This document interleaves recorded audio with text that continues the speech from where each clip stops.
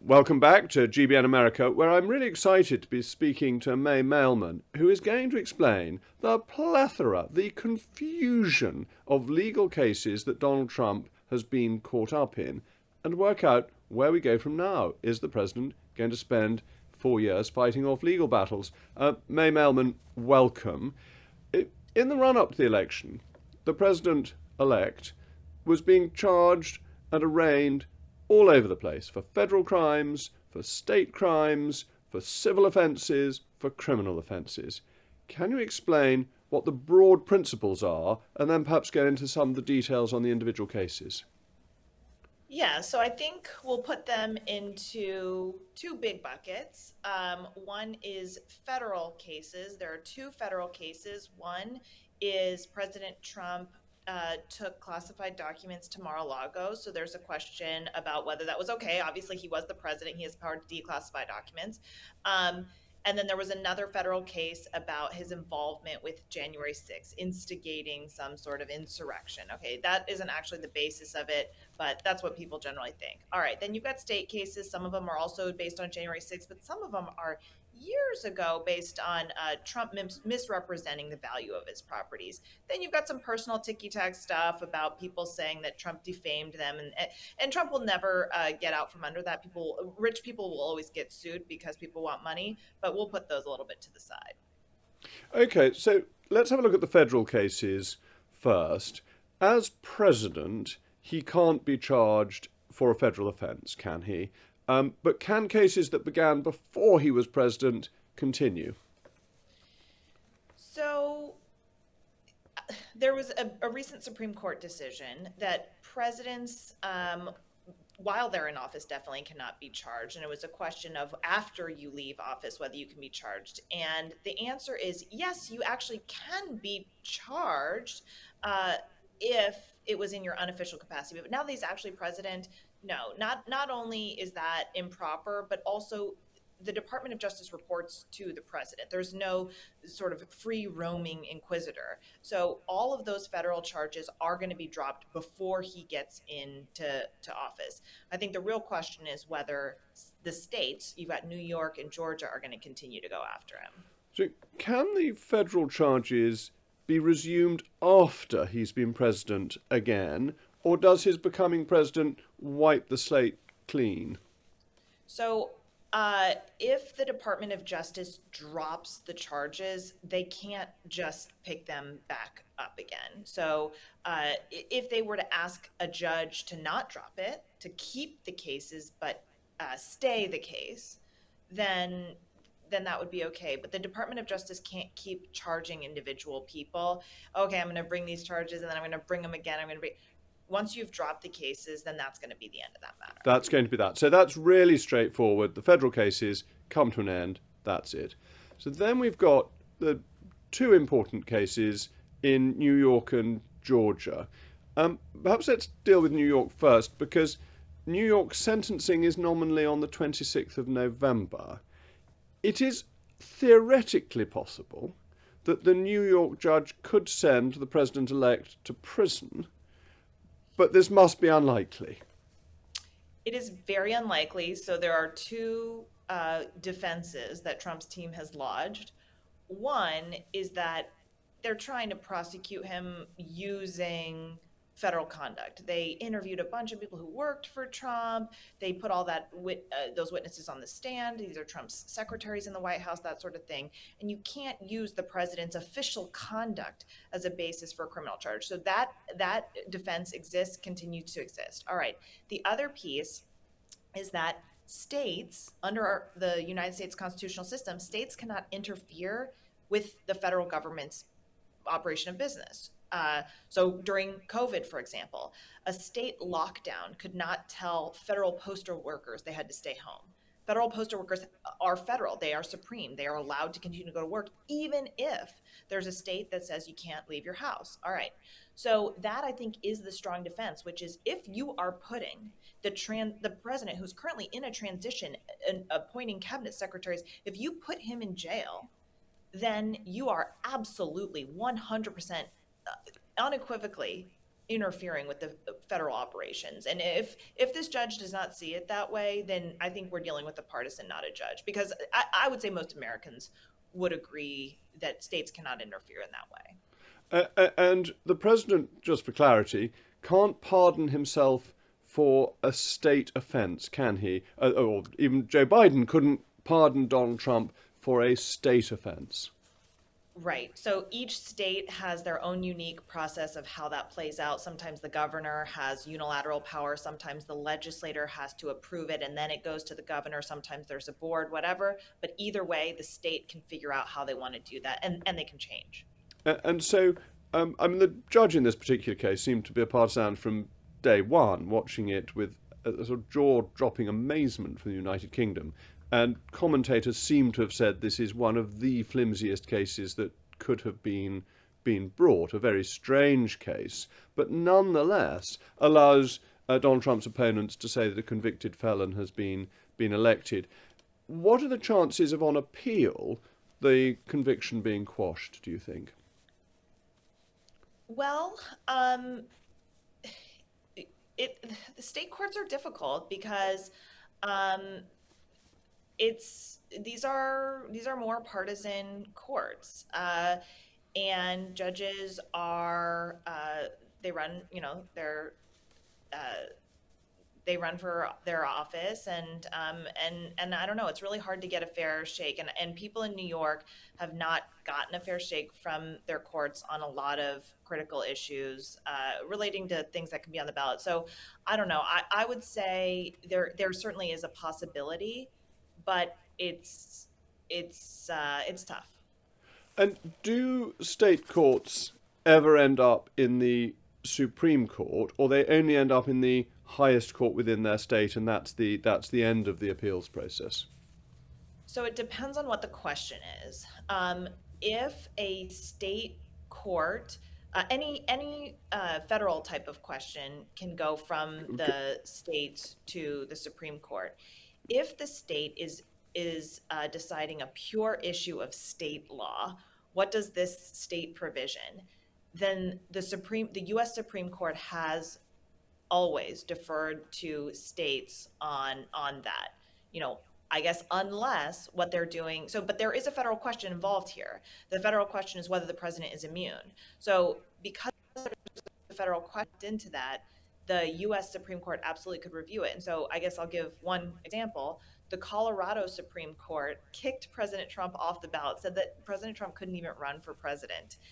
That was a Colorado state court. But the question involved was a federal one, was whether the federal constitution. So because there's a federal question here, absolutely, this one case has already gone to the Supreme Court once, saying that President Trump has immunity, or where this question has gone once. So that question can go again. And yeah, so there definitely is recourse ultimately in the Supreme Court. And so let's move on to the Georgia case, which is to do with the election that took place in 2020. Where is that expected to go? Because that's at an earlier stage than the New York criminal case. So here, I think there are two indicators that this case will get dropped. Um, One is that this case has been fraught with error from the beginning, and so it just never was a clean case to begin with, and so probably just easier to drop it.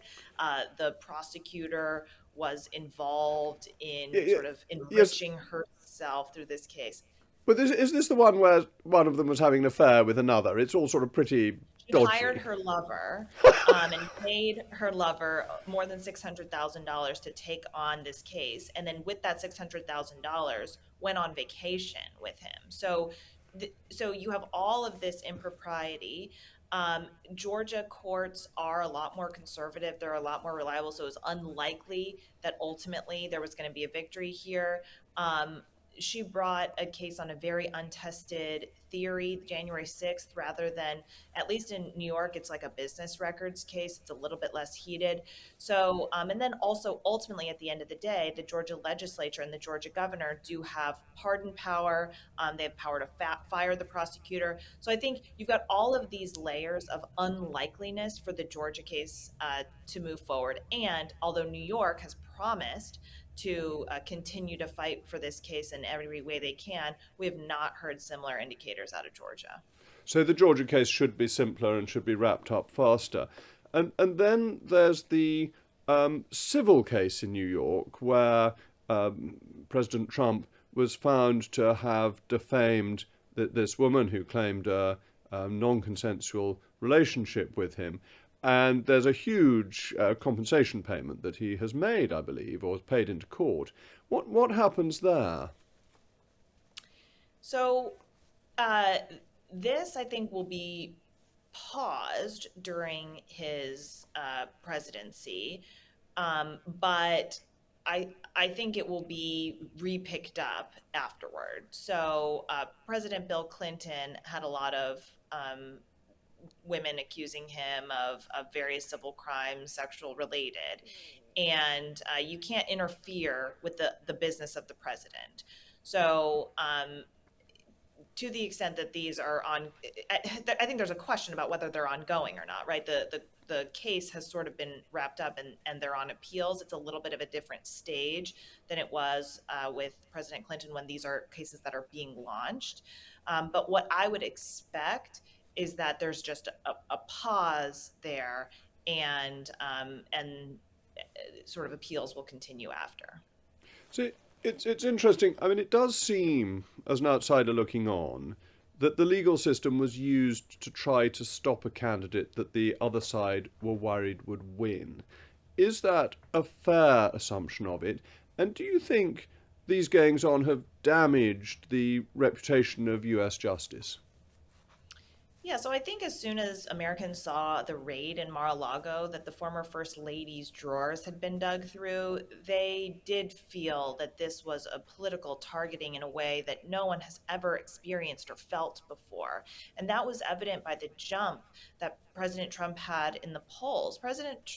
People weren't excited for a Biden-Trump rematch. They really weren't. And I think DeSantis had almost 50% of the Republican support. And after that, Americans really rallied behind Trump because they felt as though there was an injustice. And so now that Trump has been popularly elected president, for the Department of Justice to drop its cases now, I think people sort of expected that they would continue until President Trump came into office. And then on day one, President Trump would fire Jack Smith and the world would move on. But that's not going to happen. Jack Smith is going to drop the cases now because there's no point for him in that timing. Wait, you're dropping it now? Why? And of course it is fruitless. He would be fired on day one.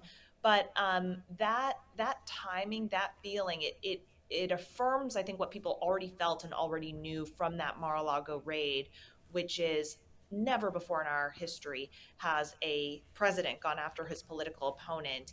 That is a U.S. changing course of events. And I think the Democrats want to try and put everything back in the box now, but it's going to be a very difficult thing for them to undo. And to what extent are both sides responsible? That the Republicans went remorselessly after Bill Clinton. He was constantly being deposed. He was ultimately impeached, though unsuccessfully. That Hunter Biden has been found guilty of quite serious crimes. I mean, I don't think anyone doubts he's actually done them.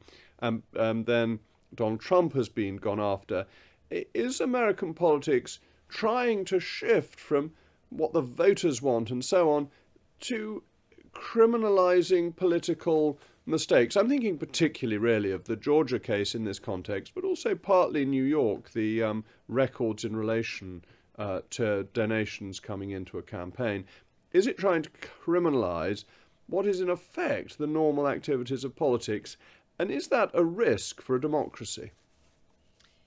So it depends. If this is mostly Donald Trump related, but Donald Trump just blew up people's minds and it just changed the way everybody operated, but it was a Donald Trump thing, then then after this presidency, maybe we won't see it anymore. It'll get back to sort of regular order.